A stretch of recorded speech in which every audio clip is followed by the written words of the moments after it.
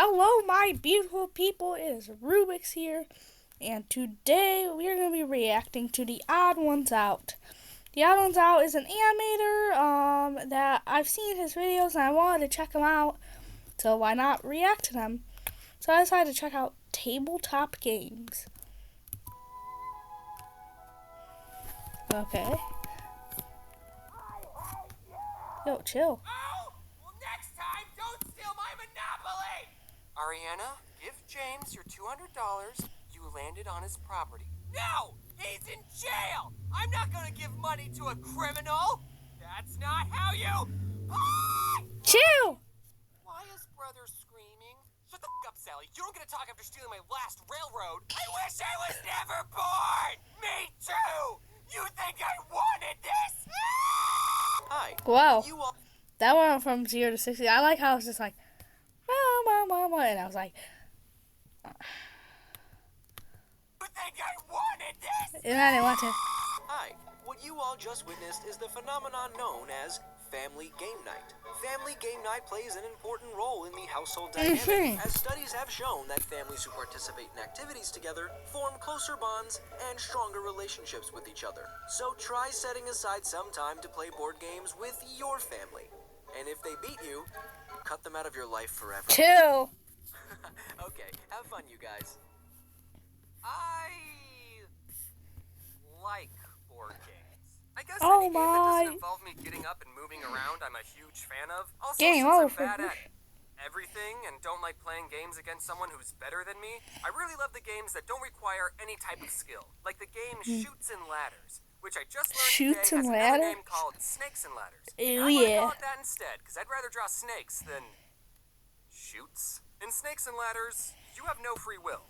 You're at the mercy of a single dice, and I love it. While I was looking up walkthroughs for Snakes and Ladders, This I guy quickly has some learned funny that this game was animation. made for preschoolers, which is probably why it's so Nerd. simple. Or how about the game Sorry, which is the most unapologetic game Sorry? I've ever played.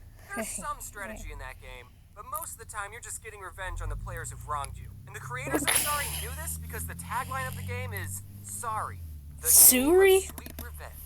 Which, if you think about it, is a pretty funny oxymoron. Aha!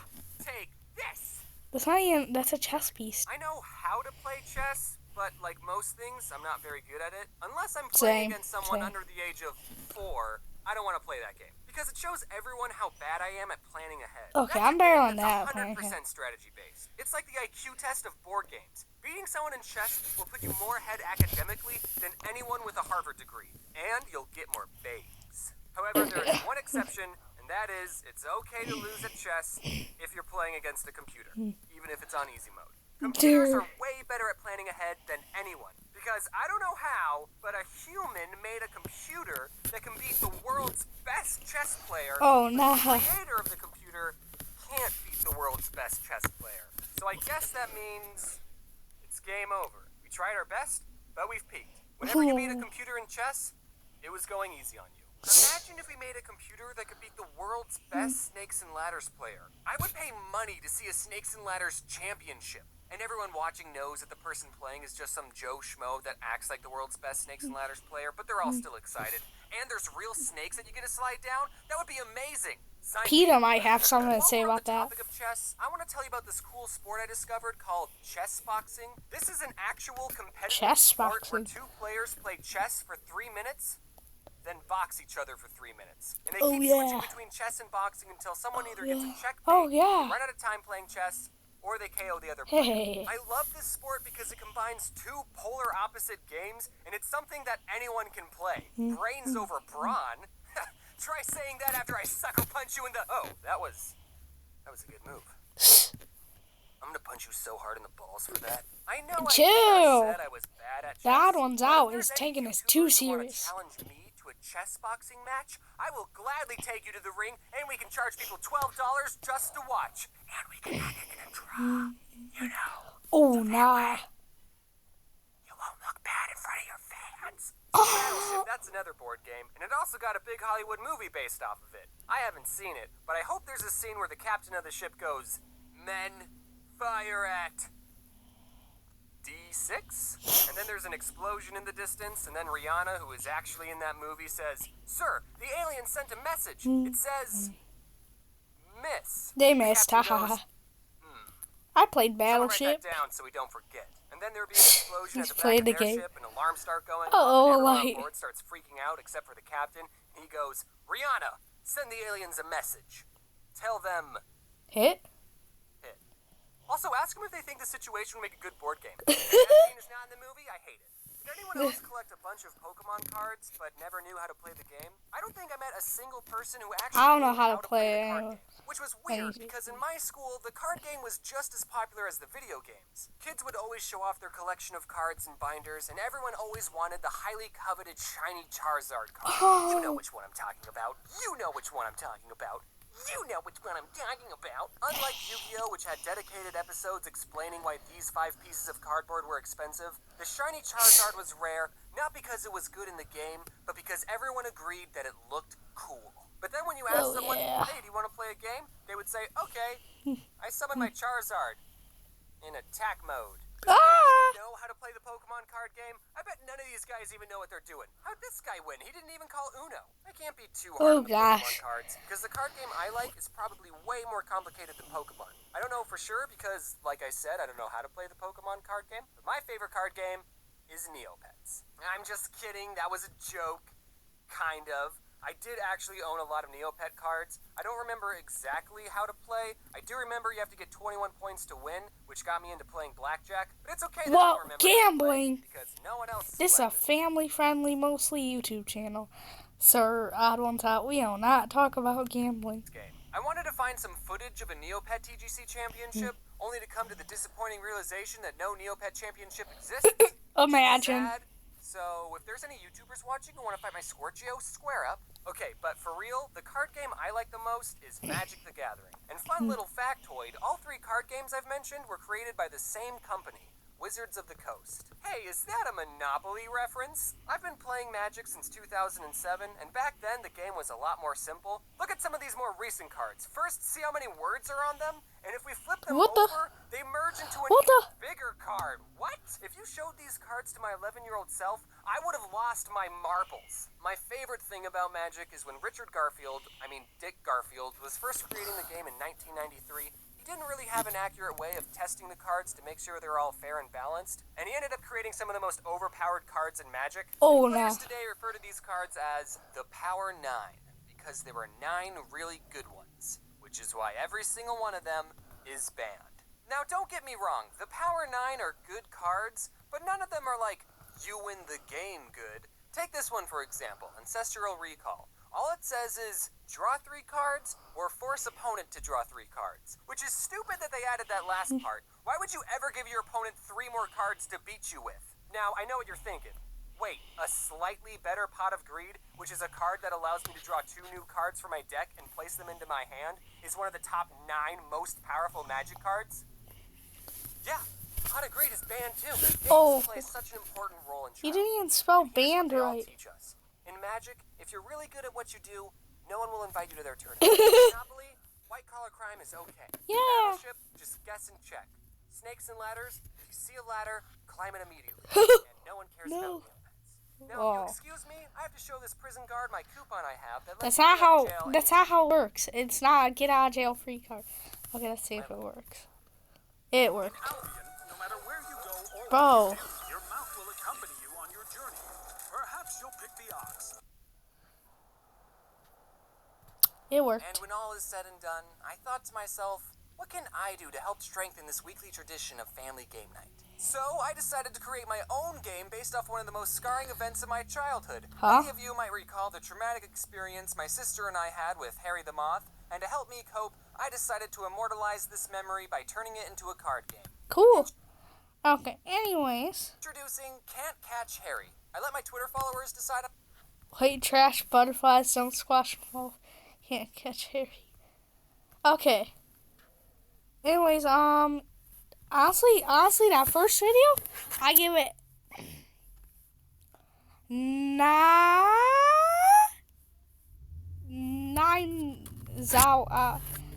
The odd 9's out of 10. I don't know what I just said. On to the next video. Okay. Mommy, why do humans hate us? I don't know, Matthew. Our Our species is completely Hey, was that harmless Matt to them, Pat? and we keep the mosquito population down, who are responsible for killing more humans every year than other humans Spider-Man. do. So, humans have no rational reason to fear us, but they still do? I'm afraid humans aren't that smart, Matthew. What do you Sleep mean? tight. Don't let the bed humans bite. Love you, Mommy. I love you too, Matthew. Mom? I think the hate that spiders get is a tad bit undeserved. Okay, fine, if you're in the shower and you see a spider crawling up your leg like a freaking pervert, then that's an appropriate time to freak out. But other than that, spiders are most likely not going to hurt you. Their webs are too weak to trap you, they don't know how to open doors, and there's only like a 50% Yeah, spiders are chance that good they're for the venomous. environment. Okay, but for real, unless you live in Australia, the chances of you dying by a spider bite is pretty low. Oh. Venomous spiders, yes, and if you're having a negative reaction to a You should spider probably bite, get you should medical get help. treatment, but a large percentage of spiders are harmless. Even the black widow, known as the most venomous spider in North America, won't kill you if you're a healthy adult. Their bite will be painful for a couple of days, sure, but like, you'll walk it off. Yes, That was that's a not joke. good If you get bitten advice. by a black widow spider, then don't walk it off. Go see a doctor. And hey, if you're lucky enough, you'll get superpowers. Oh, yeah. So wait, the two most dangerous spiders in North America are the brown recluse and the black widow. Was that racially What are you trying to motivated? say about dangerous colors, America? Oh wait, the great white shark's even more dangerous. Never mind. Technically, sharks are like the second least dangerous animal out there besides puppies. 'Cause, He like, has a point. they He has don't a want point. human- Most of I the mean, time like, when a shark try to fight- attacks, it's because they mistake you for the prey that they usually eat, like dolphins and stuff. Because a surfboard from underneath looks a lot like a dolphin underneath the water. A spider and a shark, this shark would win. Also, spiders kill pests. Oh, According no. to this comic I made in 2014 and this National Geographic article, a single spider... Ignore the National Geographic article. That comic's the real fact checker. can eat about 2,000 insects a year. So if you're not a fan of flies, moths, or mosquitoes, which incidentally kill 600,000 people a year, then you're on Team Spider, because they're also not fans of them. Well, they are fans of them, but they are fans because they eat them. Nom, nom, I'm nom. not saying you have to be roommates with arachnids. I'm just saying that if you see a spider, don't put it through torture continuously smashing it with a blunt object. It's still moving, it's still moving. Kill. Instead, get a cup and carefully place it over a spider. They're really dumb, so doing this will be super easy. Then scoop up your new best friend with a piece of paper and yeet it back into the wild with the rest of God's glorious creatures. That turned from so like lighthearted to oh gosh, it's a nuclear power plant to like, well, this. Yeah, actually, there's a high chance that they won't make it being thrown into a completely different environment. Screw them. But they should have thought of that before they decided to live in my house. For real. Even though a spider has 8 eyes, they have terrible eyesight. So that spider that landed on your face did not do it intentionally. Some spiders that live in caves are completely blind. They don't even have 1 eyes. But even if they did have One eyes? the whole world would still be pitch black. What a sad life to be a part of. Just every time you're outside seeing the sun, just think that somewhere there's a colony of spiders just in pure blackness, just never seeing the sun, never seeing their children smile or graduate college. They're just sitting in a cave for all their life. So is nature, and that is the way the cookie crumbles. Also, we're forgetting the most amazing thing about spiders, which is that they're incredibly talented in web design.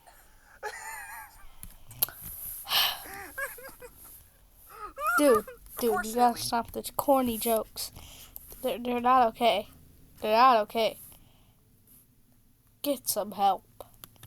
The silk that makes up a spider web is stronger than the fibers that make up a bulletproof vest. For so real? Next time you go to a gunfight, put on a spider web I don't think instead. that's how it works. The amazing thing about spider webs is that not only can they save Wilbur from being slaughtered, but it's just stupid incredible that something so small can make such an intricate shape from nothing but the material inside their own bodies. The golden silk orb weaver spider has too many middle names and has enough silk inside of them to make 3 full spider webs. And it's this guy's job to pin that spider down and pull out all of its silk like some kind of spider What predator. It's okay though, the documentary said he was just harmlessly immobilizing the spiders. I can't believe this is someone's job. I don't think telling people I'm a YouTuber is that bad anymore.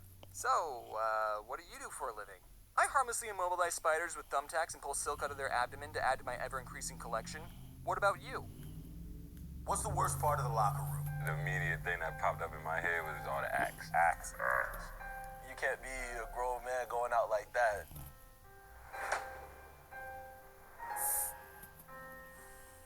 I like that. Reminds me like a designer store.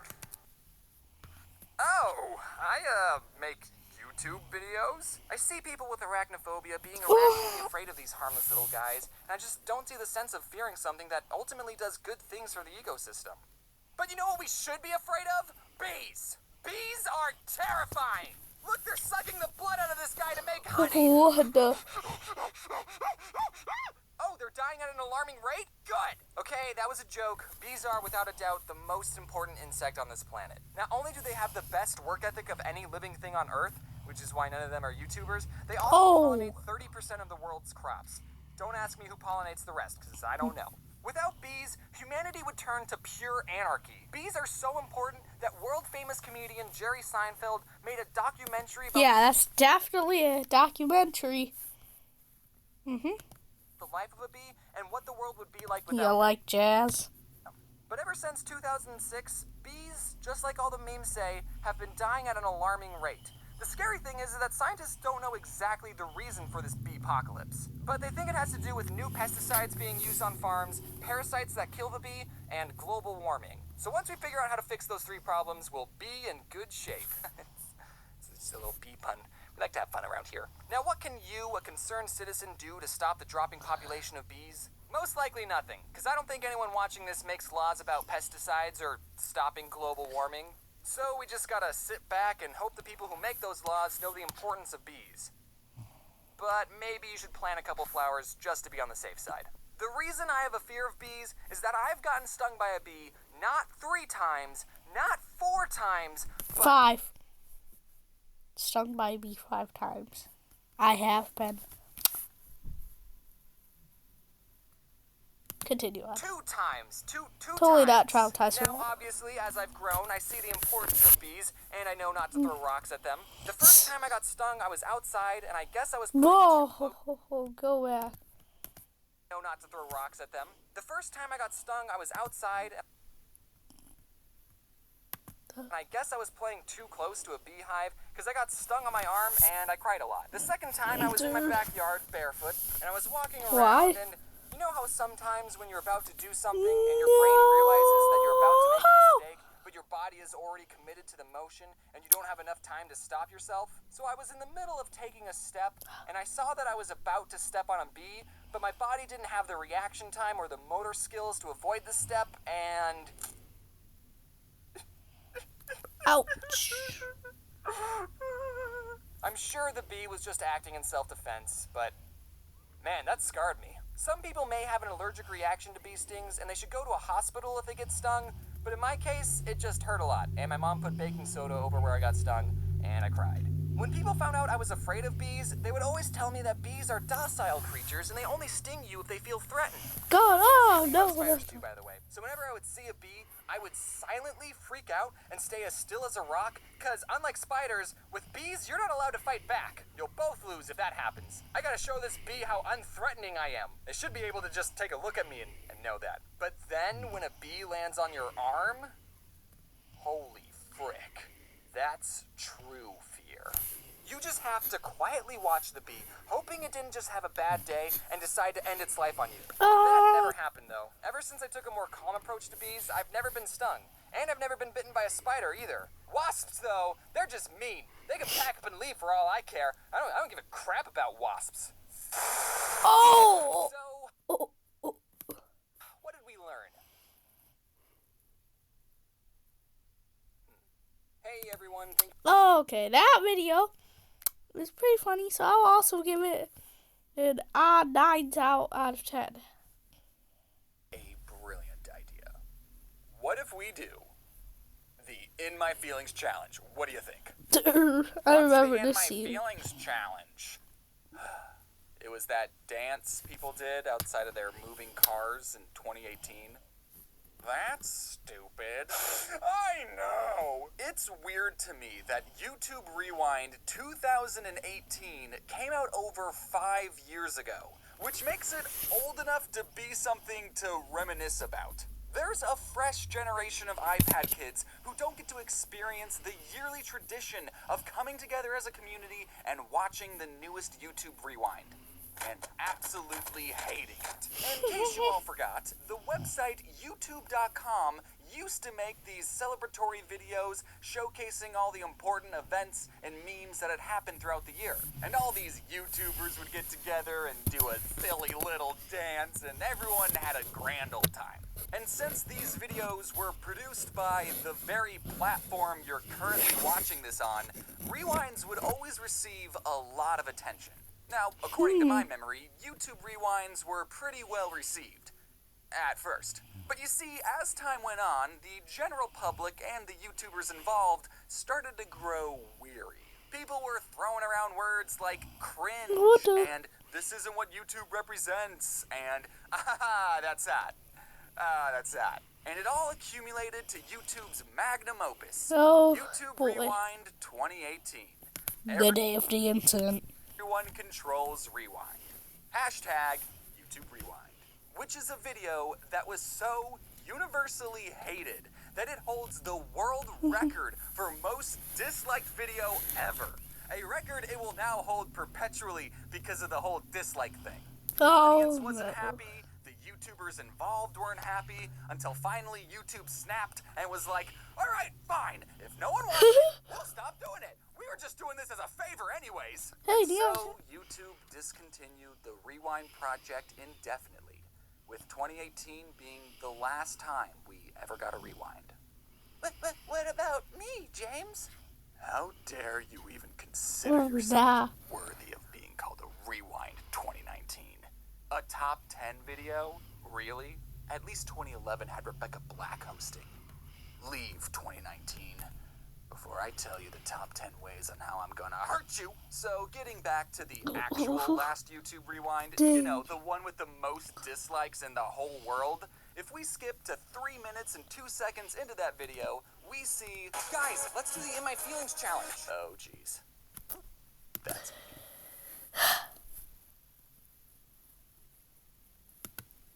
I know I'm a little late to the party, but since we've all had enough time to grow and reflect as people, I would like to finally share some of my thoughts and experiences working on YouTube Rewind 2018.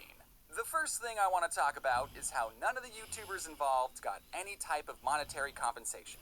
At least none of the ones I talked to did. This was a big issue that a lot of other YouTubers had in their expose videos, but I personally was not bothered by it. Was I getting paid in exposure? Yes. In fact, I actually lost money doing this because I had to get my friend Rush to animate some of the scenes, so I, paid him for his work. Right. What I'm trying to tell you is that as much as I'm about to complain about YouTube Rewind, don't feel any sort of empathy for me, okay? I did this to myself. I think the best piece of advice I could give you is that if YouTube ever reaches out to you and is like, hey, do you want to be a part of Rewind? You should say, let me read the script first. But I didn't know that in 2018. And I also didn't know that in 2017. If you look at YouTube Rewind 2017 and watch all the way to the end, keep going, right there in the credits is me and Jaden doing a floss in space. It was a lot cooler back then. They also wanted all the animators to animate our characters in the middle of a Jello fight, and I think they wanted to put our cartoon characters over footage of real-life YouTubers in the middle of a Jello fight, but they gave us no direction, and I don't think they ever filmed a scene where they were like, okay, real-life YouTubers, remember to leave that spot empty, because that's where the animated guy's gonna go. Because, they gotta plan that kind of stuff out ahead of time, right? So instead, they just threw our unusable animated Jello fight with no background at the very end as this extremely out-of-place post-credit scene. So 2017 was pretty uneventful for me.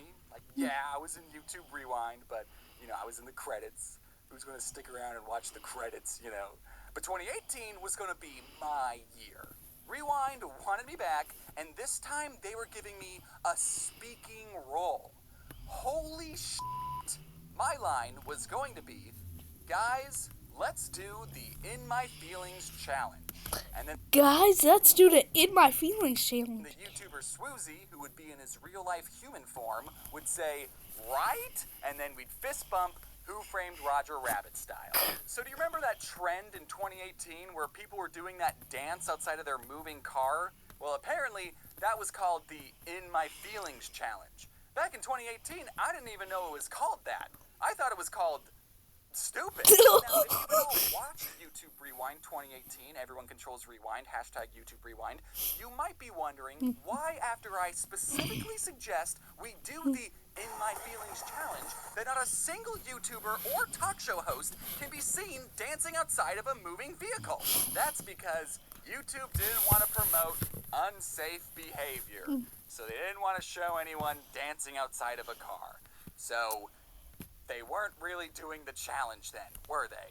YouTube, if you don't want to promote unsafe behavior, don't promote the In My fucking Feelings challenge. Kids are still gonna look up the In My Feelings challenge and then watch multiple videos of people dancing outside of cars on YouTube.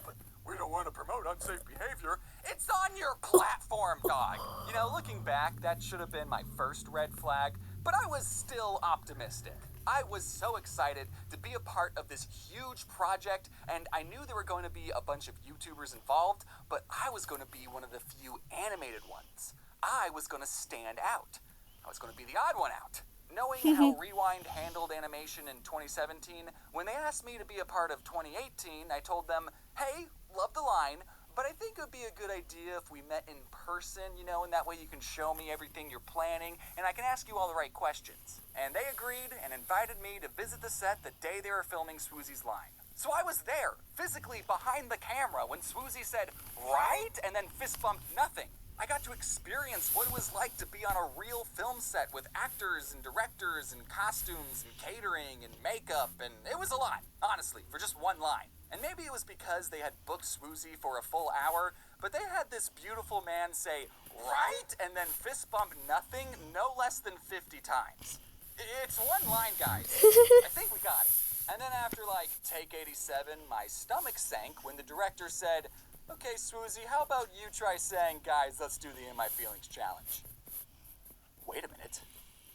That's my line. Are we changing it? Which line am I animating now? Do you want me to do both, just like how you got Swoozy to do both? And what, oh, you'll pick your favorites? I asked the director right there which line was I animating, and he said he was going to let me know. And then we went outside and filmed Swoozy dance in front of a brick wall, and which parts of him dancing was I going to animate my guy next to? He said he was going to let me know that too. So I took all the information I learned that day and referred it back to the other animators. What they wanted were 2 shots. They wanted 5 seconds of our characters dancing, and they wanted another shot of all of us sitting around a campfire singing horribly. After doing some quick math, I realized that if all 7 of us animators did a 5-second dance, that would be 35 seconds of cartoons dancing, which for a YouTube Rewind would be a lot of screen time. I had a sinking feeling that they weren't going to be using our full 5-second clips. And they didn't even let me know. Now, for my life-changing speaking role, I had to record my line on my own, which normally wouldn't be a problem. But in late 2018, I had just moved to California. I just realized, was that him in real life? I had just moved to California. They weren't going to be using our full 5-second clips. And they didn't even let me know. Now, for my life-changing speaking role, I had to record my line on my own, which normally wouldn't be a I think that's him in real life. problem. But in late 2018, I had just moved to California, and I didn't have my own setup set up. And It's everything you wish for. Your site traffic is skyrocketing until this happened. And to make the whole situation worse, I was only given 1 week to finish my animation and record my line. So, you know, the clock was ticking. Now, I think the second best piece of advice I could give you is that if you're ever in need of a quick jerry-rigged sound booth, go into your closet and hide under a comforter. In fact, hello, real-life human James here, coming to you on a yeah, heading there he inside is. of a bathroom. The acoustics in here are terrible. Could you imagine voicing a cartoon character in this? Guys, let's do the In My Feelings challenge. See, it doesn't work. Now, all right, and now we're here inside of our makeshift sound booth, and you can hopefully hear the quality change right away, you know? Yep. Guys, let's do the In My Feelings challenge. See, you know, we don't need... Hold on.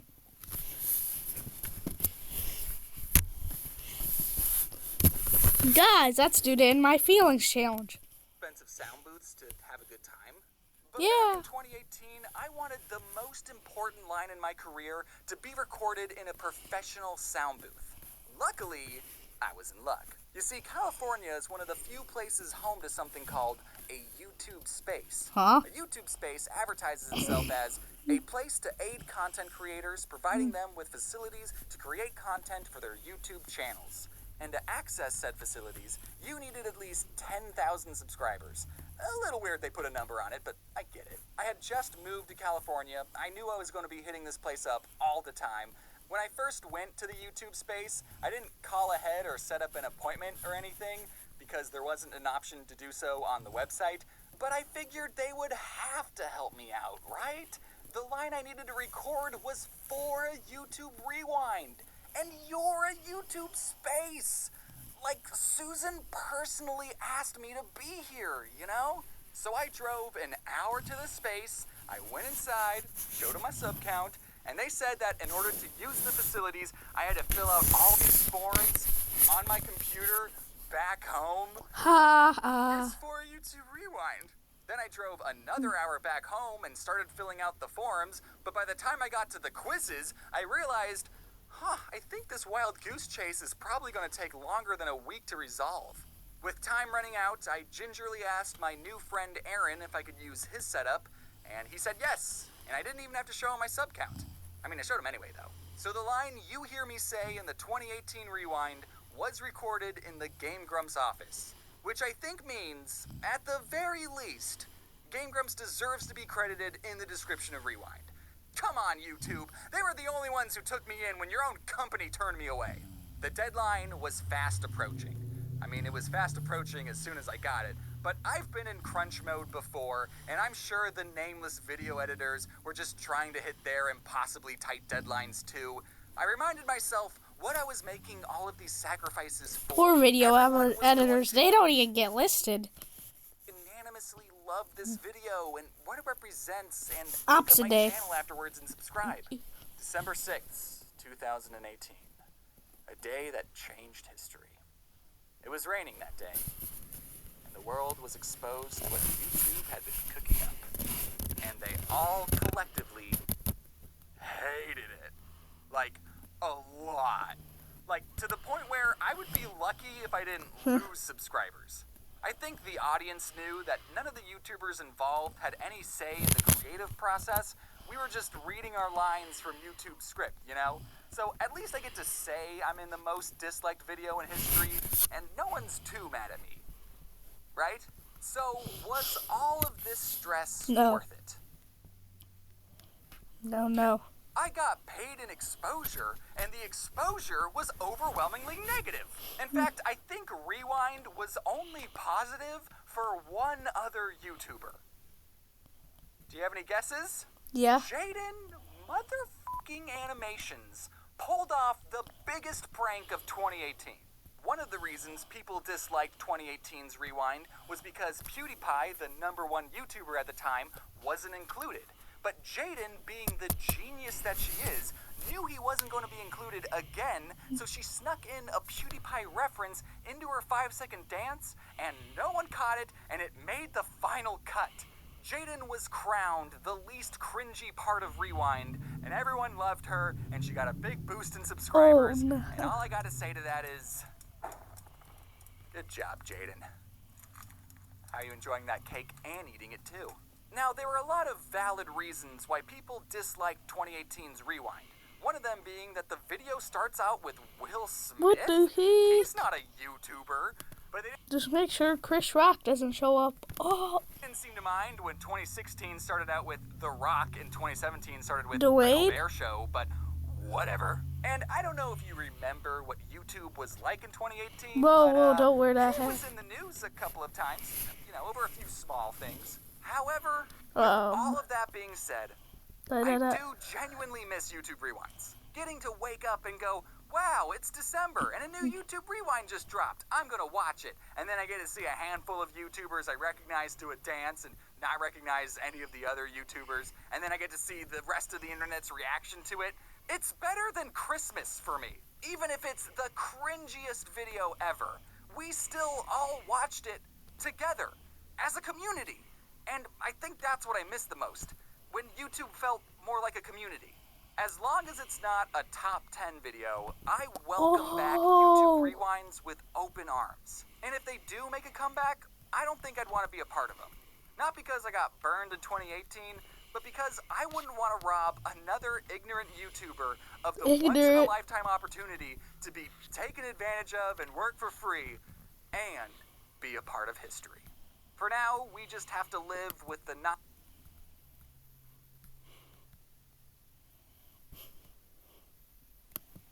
rewinds we do have. But if you're like me and are just dying to see more YouTube Rewind content, and I know you are because you're still here, I've discovered a pretty massive Easter egg. In the description of Rewind 2018 is a link to See All the Easter Eggs. And for your viewing pleasure are 13 brand new shorts that I can only describe as skits that were edited together with existing Rewind footage. I don't think that's what an Easter egg is. They're not that funny and are pretty hard to watch, but isn't that what Rewind's all about? Have a good night.